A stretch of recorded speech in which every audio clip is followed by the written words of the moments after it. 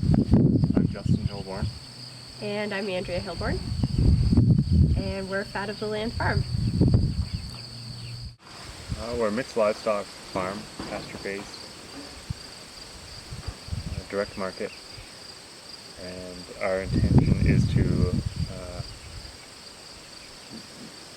raise our animals in a way that best addresses their needs. That's why pasture raised. That's why our pigs are in the woods. That's why our cows are on grass, outside all the time.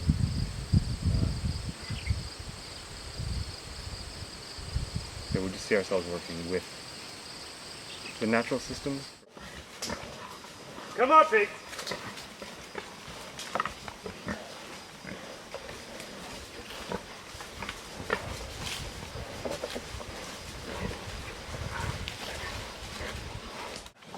This is their natural habitat. That's where pigs come from. They root and they dig, and they can root and dig in the forest all they want, and it doesn't matter. It doesn't necessarily. They're not turning up pasture for cows. They can make good use of this. They eat the roots and the insects, and they eat any kind of mast that comes out of the woods. It supplements their diet, and it keeps their mind active too. Yeah. You have to get out there and you have to talk to people and shake their hands, introduce yourself and say, this is what I have. And sometimes you have to do that a dozen times before somebody finally decides to go ahead and do it. But to actually get out there and do it, that was hard for us. That was definitely a challenge for us because we are not, if we go to a party, an hour and a half later, we're ready for bed. That's it. And that was before farming. Yeah, the lifestyle change has been a challenge anyways, going from being totally free to having obligations. But like we want to have a viable farm, and we want to have a small business that we're running ourselves, all the rewards that come with that. So we don't feel like we're giving anything up. I could take it where I could. It doesn't weigh all that much. As long as if the chickens were willing, I could just grab it and just walk down the length of the field, and they'd just motor along. Eventually, they probably tired. Get grumpy. Yeah, they don't.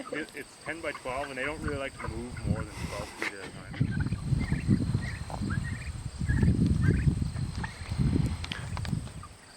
When we go to the abattoir, I can always tell which ones are ours or which ones have been pasture raised from other people because they always have nice yolk-colored legs when they're ready to go to the abattoir.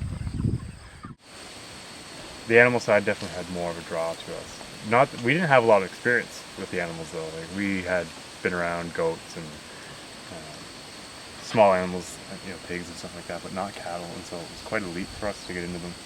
But we just went for it, mostly because we didn't really know the full extent of what we were getting into. We've been NFU members for 3 years, and we chose them because of their focus on local.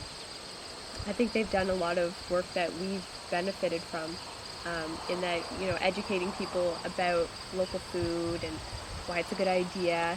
And so people come to us already looking for what we're doing. Mm-hmm. Yeah, before local food had a lot of publicity and press, the NFU was doing work in that regard. And when we look around at other successful farms doing something similar to what we were doing, they're NFU members, and so it seemed logical to get in with that group of people that is in the same mindset.